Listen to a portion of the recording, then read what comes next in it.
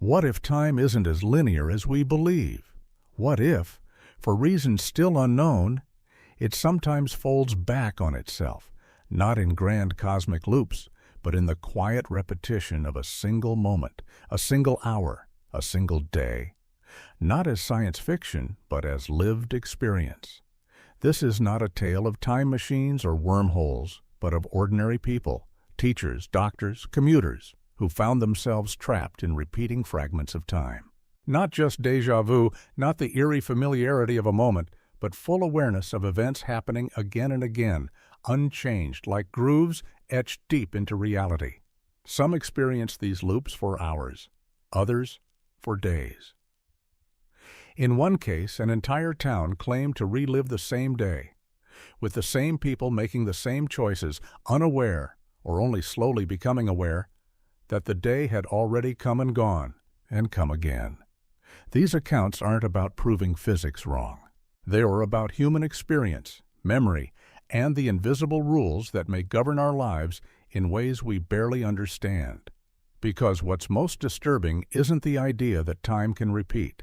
It's that, in each of these loops, escape only came when something was set right. A man saved a stranger's life and broke free. A surgeon noticed the injury no scan had caught. A barista prevented a mistake that could have ruined someone's future. Again and again, it seemed that time would not progress until a specific choice had been made, as if the moment itself were waiting for resolution. If these stories are true, even metaphorically, they challenge the very nature of time and consequence. What if every moment is a kind of test, and the ones we fail were made to repeat until we finally see what we're missing? What follows are 10 accounts of people who lived these loops, who remember the repetitions with crystal clarity even if the world around them forgot. Their stories come not from labs or theories, but from journal entries, private testimonies, and one quiet September day in a small town that seemed to vanish in return. You may feel skepticism. That's natural. These events shouldn't be possible. But each story offers a mystery, a revelation, and a reflection, not just about time, but about how we live within it. Because maybe we don't always need clocks or calendars to measure time. Maybe sometimes what really counts are the choices we make, and the moments that refuse to let go until we make them differently. This is a journey through the loops of human experience, through memories that persisted when everything else reset. These are the moments that time, for whatever reason, replayed. And the question is, why? What are we meant to see when time itself pauses and insists we look again? It started with a coffee spill. Tuesday morning in London, David Shaw stood among commuters on the 8:15 train, reading headlines, half listening to the familiar chatter that filled the car. A woman in a red coat spilled her coffee at precisely 8:47 a.m., scalding her hand and muttering under her breath. A man at the third stop dropped his newspaper. An announcement about a minor delay came through the intercom. Ordinary annoyances in a routine life. But the next day, it all happened again. Exactly the same. Same train, same spill, same words spoken. Even the jerk of the train that caused an elderly man to stumble occurred at the exact same second. By the fifth Tuesday, David realized this wasn't déjà vu. He was living the same day. Tuesday, over and over again. 19 times, Tuesday returned like clockwork. David began to test the loop. He skipped the train, stayed in bed, made erratic choices. But each morning the alarm rang at 6:30 a.m., and the same Tuesday began. No one else noticed, not his wife, not his co-workers. The world reset each morning, untouched by his growing desperation, until he noticed someone watching. A homeless man on the platform looked at him with knowing eyes. When David approached, the man asked quietly, "How many times now?" He too had seen loops. Not this one, perhaps, but others. According to him, loops centered around unresolved events, moments that needed intervention. They would keep repeating until something changed. David scoured his Tuesday for clues. On the 19th loop, he saw her, a teenage girl at the edge of the platform, distracted by her phone, unaware of how close she stood. In every previous loop, he'd walked right past her. But that day, he didn't. He pulled her back just as the train surged forward. She looked startled, annoyed, but unharmed. He finished the day, went to sleep, and on the next morning, the clock struck 6:30. It was Wednesday. His journals from the previous loops had vanished. Only one remained, the final one. No one remembered anything unusual. His wife recalled a normal Tuesday. The world had moved on. But David hadn't. He knew the truth. He had lived a single day 19 times. And a girl who never knew she'd been in danger was alive because he finally saw what time had been showing him all along. Sometimes the universe whispers. Other times it repeats itself until we listen. What if every ordinary day holds an extraordinary moment, a chance to make a choice that matters, and we don't even realize it until it's too late? Or perhaps until we're lucky enough to be given another chance. It always began at 2:15 a.m. Fluorescent lights buzzed softly as Dr. Emily Chen stood in the trauma bay, waiting for the next case. The ambulance doors burst open. A 24-year-old man, victim of a high-speed collision, arrived on a gurney. Severe internal bleeding, multiple fractures. His condition was dire. Dr. Chen moved fast. She'd done this hundreds of times.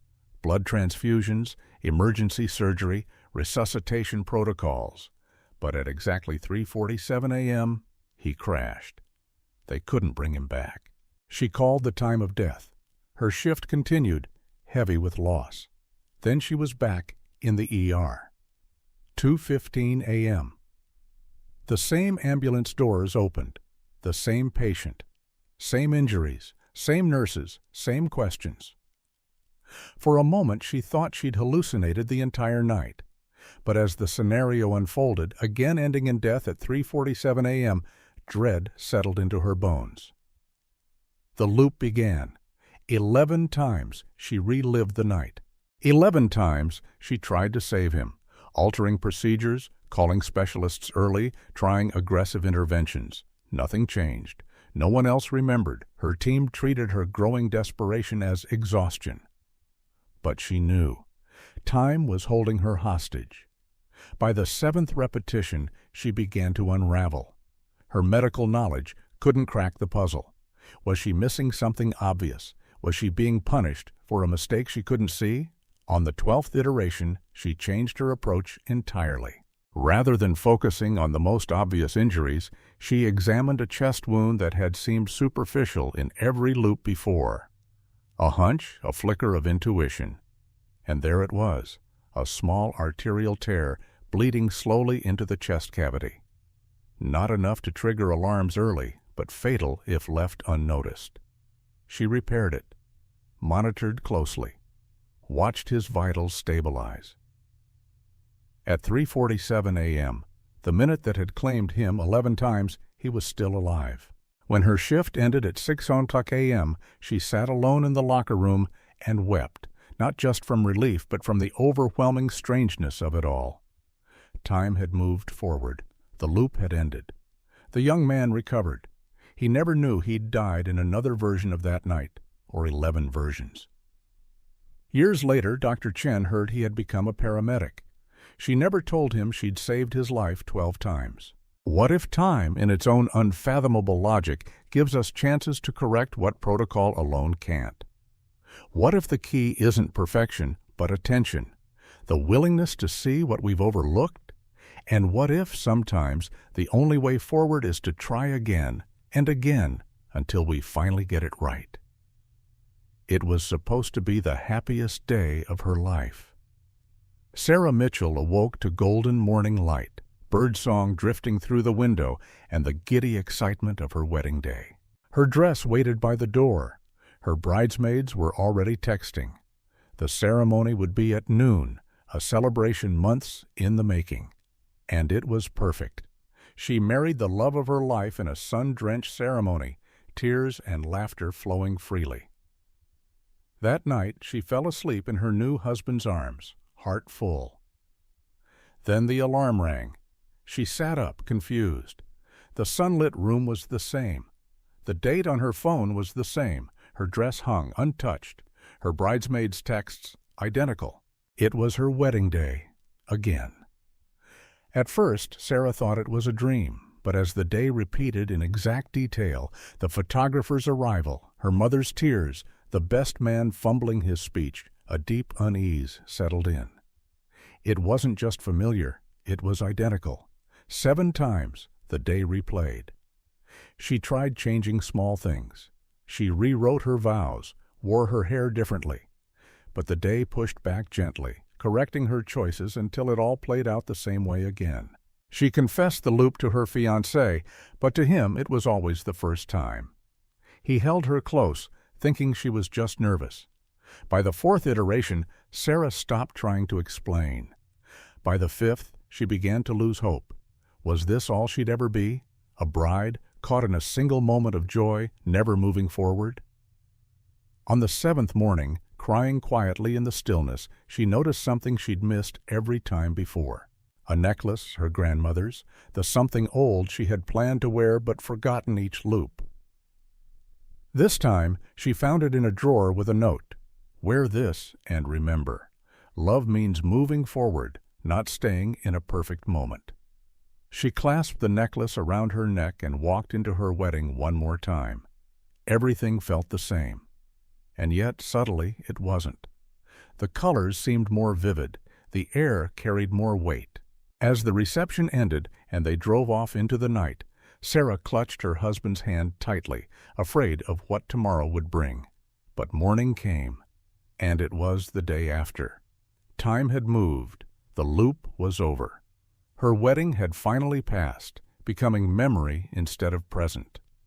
She never told him what had happened, how many times she'd said, "I do." But on their first night truly together as husband and wife, she whispered, "We made it." He kissed her forehead, thinking she was just overwhelmed. Only Sarah knew how precious that morning was, the one that finally followed the wedding. Sometimes we want to hold on to joy so tightly we forget that life must keep unfolding. That love, real love, isn't about perfect moments frozen in time. It's about moving forward, hand in hand, even when we don't know what comes next. And sometimes the only way out of the loop is to remember why we began the journey in the first place. The clock read 10:15 a.m. Marcus Webb stood at the front of his high school history classroom preparing to begin a lesson on World War II. The students filed in as usual. A girl dropped her books at 10:23. A boy cracked the same tired joke at 10:31. At 11:05, the bell rang and the class filed out. Then it was 10:15 again. Same students, same lesson, same moments, frozen in rhythm. At first, Marcus chalked it up to exhaustion. Teaching was demanding, and maybe he'd zoned out. But when the loop repeated a 3rd time, then a 4th, doubt gave way to certainty. He was reliving the same 50 minutes. On the 10th loop, he tested it. He taught a completely different subject, ancient Rome, instead of World War II. The students still responded with questions about the war. The loop didn't care what he said. It was anchored. By the 15th loop, Marcus was desperate. He walked out of the classroom. The hallways were empty, silent, frozen. He wandered into other classrooms, students suspended mid-motion like mannequins. Time, it seemed, only lived within his classroom walls.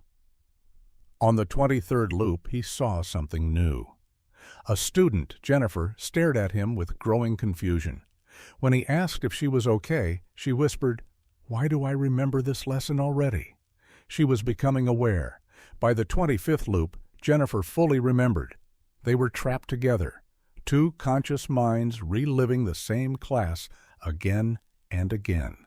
They compared notes, tested theories. She'd been dreading the test in the next period. Marcus had been anxious about a performance review. Both of them had been living not in the moment, but in fear of what came next. On the 27th loop, Marcus abandoned the lesson plan. He spoke from the heart. "There's no test that defines you," he told the class. "What matters is understanding, not memorization. Let's talk, really talk, about what this history means." Jennifer relaxed. The classroom changed. Students responded more freely. The tension eased. At 11:05, the bell rang. And then, 11:06. Time had moved. Later that afternoon, Jennifer approached Marcus. "We were stuck, weren't we?" "Until we stopped being afraid of what came next." He nodded. No one else remembered the loop, but they did. Sometimes time doesn't trap us in days. It traps us in emotions, in fear, in anxiety, in pressure we place upon ourselves. And maybe the only way forward isn't to control every outcome, but to be present right here, right now. Because when you finally stop fearing what's ahead, time starts to let you go. It was just another stretch of highway. James Patterson had driven Route 41 more times than he could count. As a long-haul trucker, the 5 miles between exit 47 and 52 were as familiar as the back of his hand. It was 2:30 a.m., a quiet night, the road nearly empty. Then he passed exit 47. Again and again. Same signs, same mile markers, same flickering street lamp near mile 49. At first, James thought fatigue was playing tricks on him, but after the 4th loop, confusion turned to alarm. The road was straight, no turns, no off-ramps to miss. Yet he was back at the beginning each time. By the 10th loop, James noticed the strangeness in the world around him. Cars repeated in the same positions but moved unnaturally, jerky, flickering, like broken animations. A red sedan appeared, vanished, then reappeared in his rearview mirror. A truck blinked in and out of existence. James tried everything. He sped up, slowed down, pulled over, took his hands off the wheel. Each attempt ended the same way. Back at exit 47, the radio stuck on one static-filled song. The clock read 2:31 a.m. It never changed. By the 30th repetition, panic gave way to numbness. He had been in this loop for what felt like hours, yet only 1 minute had passed outside.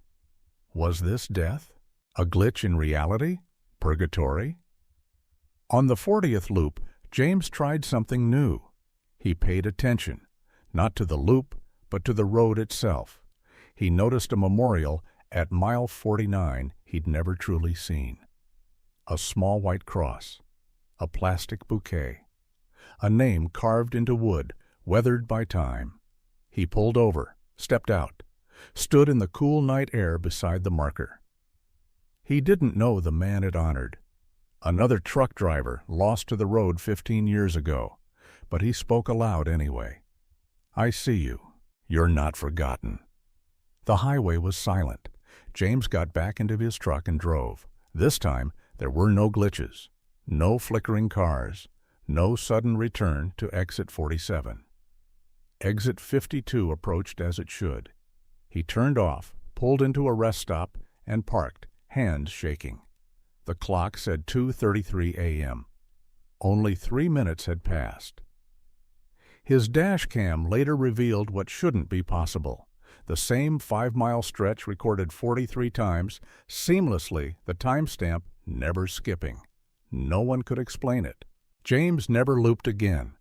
But every time he drove that road, he glanced at mile 49 and remembered the night the highway refused to let him go.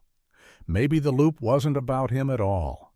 Maybe it was about remembrance, about bearing witness, about honoring what others had forgotten.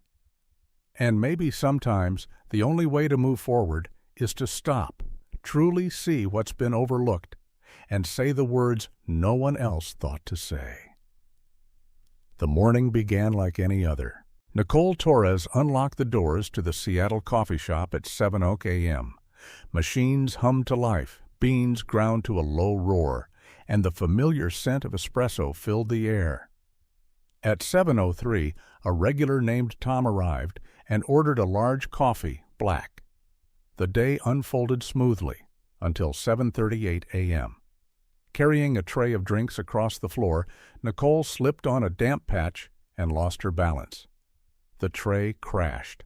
Glass shattered. Hot coffee splashed everywhere. Customers gasped. She crouched to clean it up, cheeks burning. Then she was back at the door. 7:00 a.m. Same routine, same customer, same spill. By the third loop, Nicole knew this wasn't exhaustion or déjà vu. She was trapped.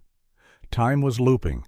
Each cycle reset her to opening time and always ended in the same disaster at exactly 7:38 a.m.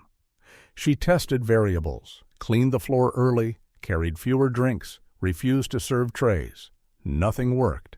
The spill always happened, sometimes by her, sometimes by another employee, always in the same place, same time.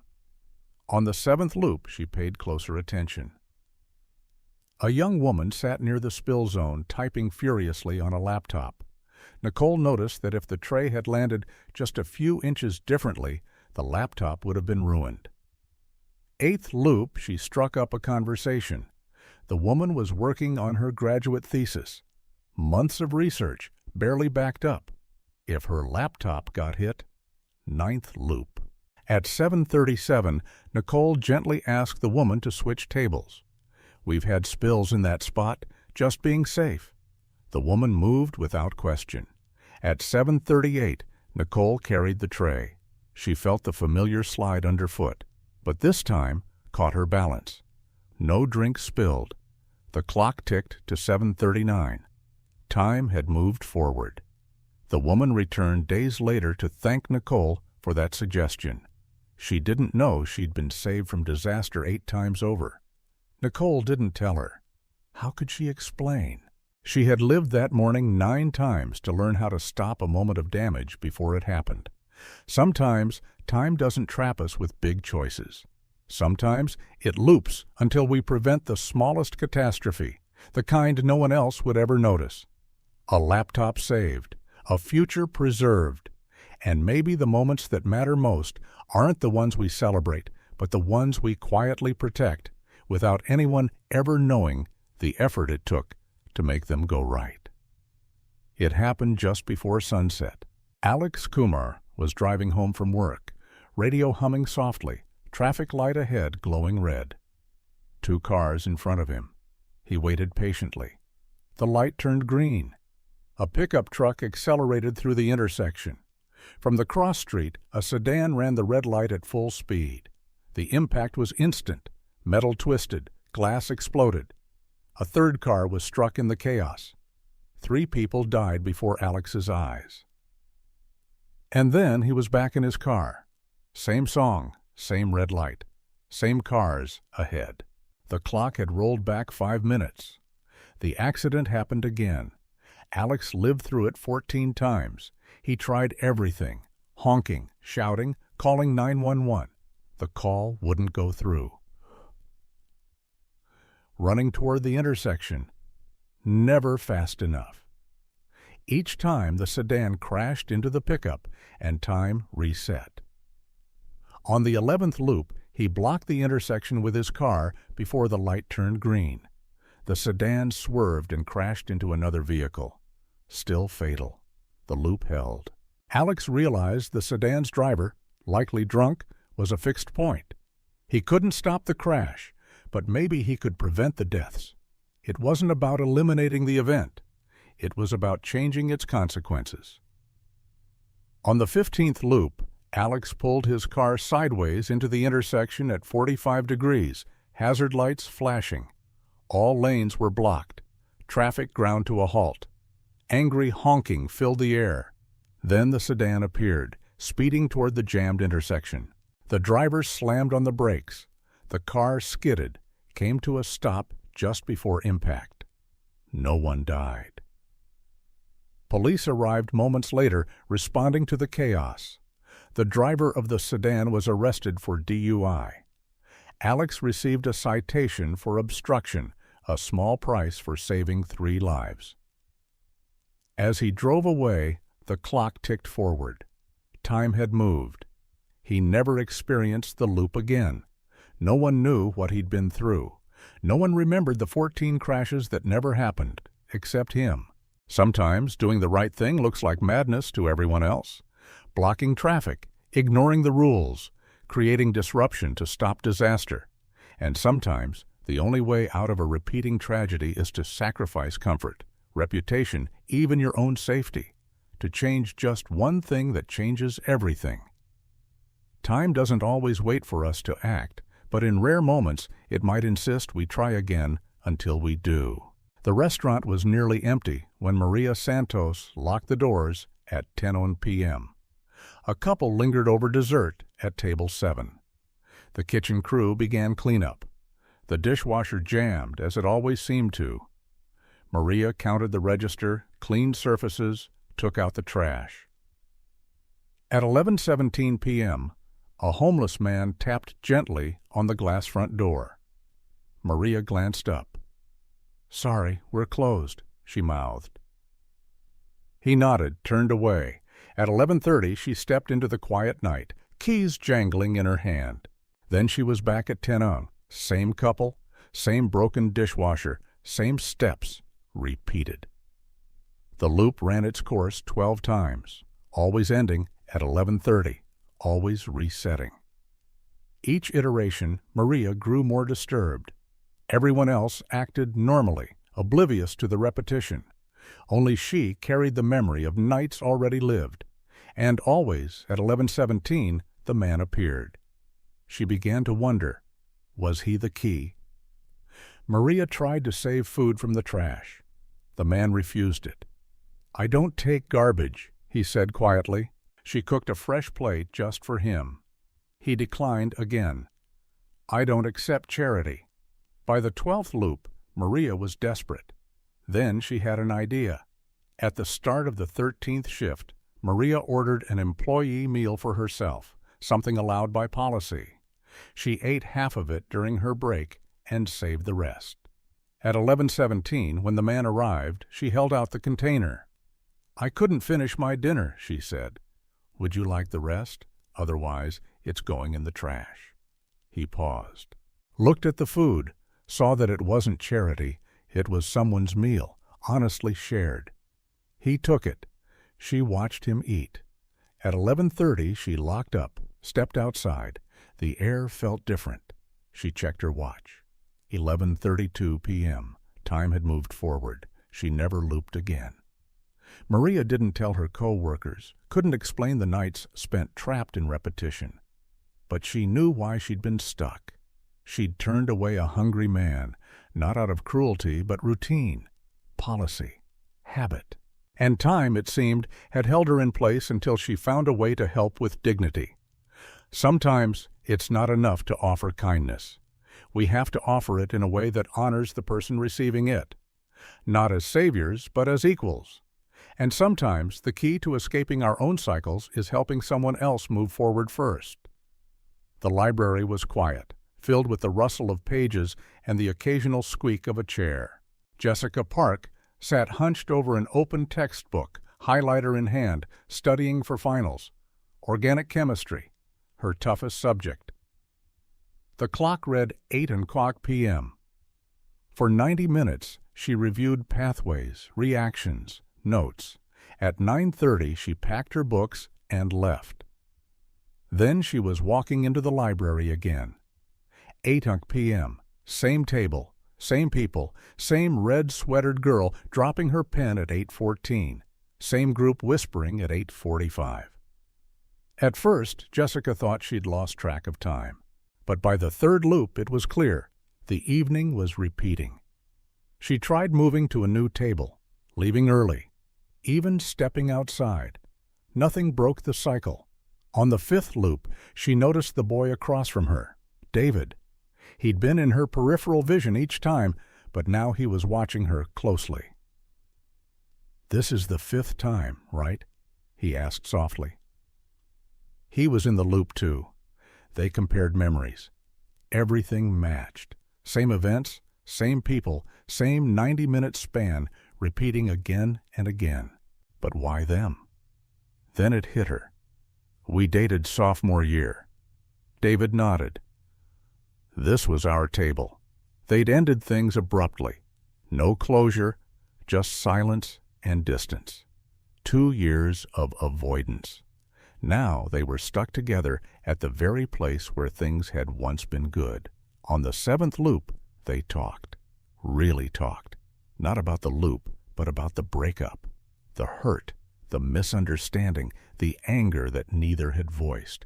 What they'd each taken and lost from the silence. It was raw and honest and difficult. At 9:30, Jessica packed her bag. David stood too. They hugged, not as lovers, but as two people who had finally finished a conversation they never had the courage to start. She walked to the exit. The clock read 9:33 p.m. Time had moved. They didn't become close again, but they no longer avoided each other. They smiled in passing. The tension was gone. And Jessica was left with a question that lingered far beyond finals. How many of us live in loops of our own making? Not in time, but in regret. How often do we replay moments, not because time resets, but because we've left something unresolved? Some loops aren't about hours or days. They're about silence, about the things we're too afraid to say. And sometimes the only way out is to speak. And listen, at last. September 15th began like any other day in Milbrook, a small town of 3,000 people, tucked between forests and fields where days tended to pass quietly. But this one didn't end, or rather, it did, multiple times. At first, it was whispers. A woman told the local newspaper that she'd lived through September 15th 3 times. The editor chalked it up to stress. But more calls came. A baker, a schoolteacher, a mechanic, all describing the same thing, a day repeated. Some remembered it twice, others up to 9 times. Each story matched down to the smallest detail. A child dropping an ice cream cone at 10:47 a.m., a man slipping on the sidewalk at 2:12 p.m., a power flicker at 6:33 p.m. These weren't vague memories, they were precise accounts, given independently by people who had never met. The local journalist began documenting them, compiling testimonies like puzzle pieces. 87 residents in total. Some had no idea anything had happened. But for those who remembered, it was undeniable. September 15th had looped. What broke the loop varied. One woman said it ended after she called her estranged sister and apologized. A man said it stopped when he donated to someone in need, someone he'd ignored in every loop before. Small actions, personal reckonings, and others began noticing each other. On their final loop, some residents reported strange, silent moments. A stranger holding their gaze with a knowing look, a nod of recognition, a shared awareness that they weren't alone in reliving this day. No scientific cause was found, no magnetic anomaly, no secret government facility.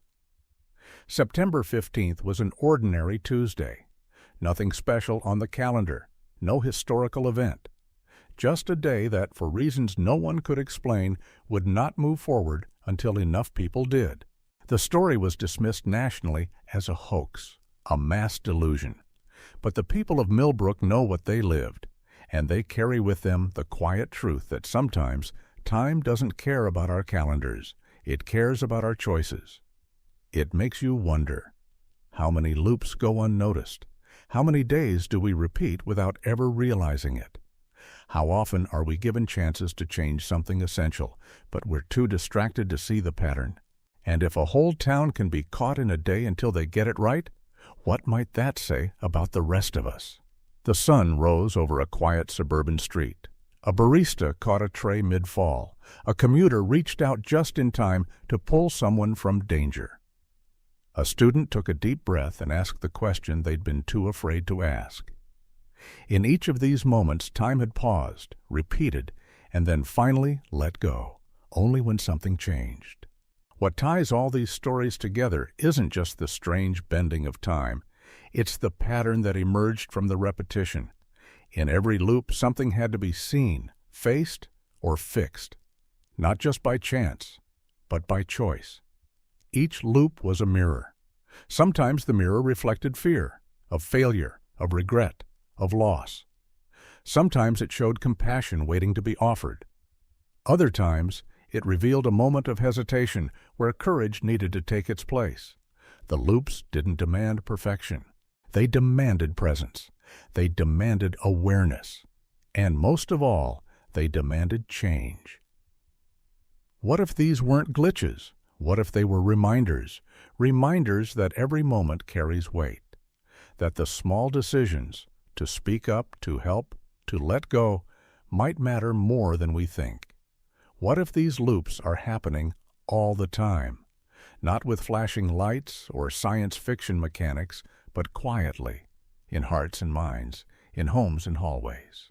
What if we're repeating conversations, patterns, behaviors, not because we don't know better, but because we haven't yet chosen differently?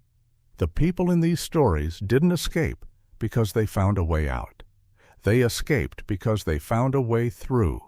They listened when time whispered, and when they finally acted, when they chose love over fear, honesty over avoidance, presence over distraction, time moved on.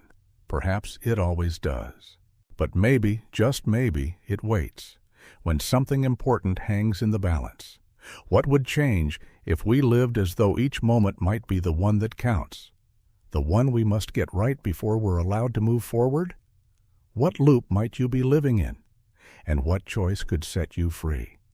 Somewhere, a man is waking up to the same Tuesday for the 4th time, still unaware that he's being asked to notice a girl at the edge of a train platform. Somewhere else, a woman is treating a patient she's already lost 11 times, not knowing yet that the 12th attempt will finally save him. And maybe, just maybe, someone near you is caught in a moment, repeating a decision, a regret, a silence, unable to move forward until they understand why they're stuck. What's most unsettling about these stories isn't that they defy physics. It's that they feel deeply, hauntingly human. Not tales of time travel, but time asking for something. For awareness, for a change, for compassion. In each case, the loop held until a specific act was completed, a life saved, a truth told, a kindness extended. Not massive heroics, just small, deeply personal turning points. It suggests a strange, almost poetic logic to the universe, that time itself may sometimes hesitate, stumbling over moments we haven't yet learned from, not as punishment, but as possibility. Maybe the real mystery isn't whether these loops happened, but how often they happen unnoticed. Because how many times have you felt it? That sense of absolute familiarity. That eerie certainty that you've seen this, said this, stood here before. Not once, but many times. We call it déjà vu. But what if occasionally it's memory bleeding through from another loop? A whisper of the version where you hesitated, or the one where you finally spoke up, or the one where something important happened and stuck. And what if we don't remember the loops because we're not meant to? Because once the lesson is learned, time lets us go and the memory dissolves. The people in these stories remember. That's what makes them different. Their awareness stayed intact across the resets. They carried the burden of knowing. They made the changes. And then time resumed. They don't have proof. Their journals disappeared. Their clocks never reflected the hours lost. Their lives, to the outside world, remained untouched. But they remember. And they know, as maybe you do too in some quiet part of your heart, that sometimes the universe gives second chances. Not for convenience, but for meaning. Not to let us redo the past, but to nudge us towards something we were too blind, too scared, or too distracted to see. Maybe time doesn't bend for everyone, but when it does, it's never by accident. So what does it all mean? 10 stories, 10 loops, 10 people who found themselves stuck in moments that refused to move forward until something within them, or around them, did. Each story is different. A commuter saving a stranger, a surgeon discovering what protocol missed, a bride learning to let go, a town waking up together. And yet, they share something essential. These were not just strange events, they were moments of pause, corrections, invitations. Each loop held until a lesson was learned, a truth confronted, a gesture made that turned the course of things by the smallest degree, but just enough to matter. We often live as if time is a straight road, indifferent and unstoppable. But what if it isn't always? What if it waits at key intersections, not forever, but just long enough for us to choose a different direction? What if time loops are rare, but not unique? What if we're all repeating more than we realize? Conversations, relationships, fears, until we finally understand what we've been avoiding. Maybe that's the real story. Not that time glitches, but that we do. We get stuck in patterns. We miss what matters. We turn away instead of toward. And sometimes, life, or something beyond it, gives us a second chance. Not to be perfect, but to try again. You may never live the same day twice, but you might live the same emotional moment 100 times. You might feel the same regret over and over, like a bell tolling in your memory. You might carry the weight of something left unsaid, undone, unknown. And then one day you'll make a different choice. Say the thing, help the stranger, forgive the person, be fully present. And the bell will stop. Time will move, not just forward on the clock, but forward in you. These stories aren't about science. They're about being human, about paying attention, about listening when something deep inside us whispers, again. They invite us to look closer at the moments we dismiss, the people we overlook, the routines we sleepwalk through, because any one of them might be the hinge on which our entire lives, or someone else's, quietly turn. So if you ever feel that a moment is echoing, that you're living something that shouldn't be repeating, stop. Look again. You might be in your second chance, and the next choice you make could be the one that sets everything free.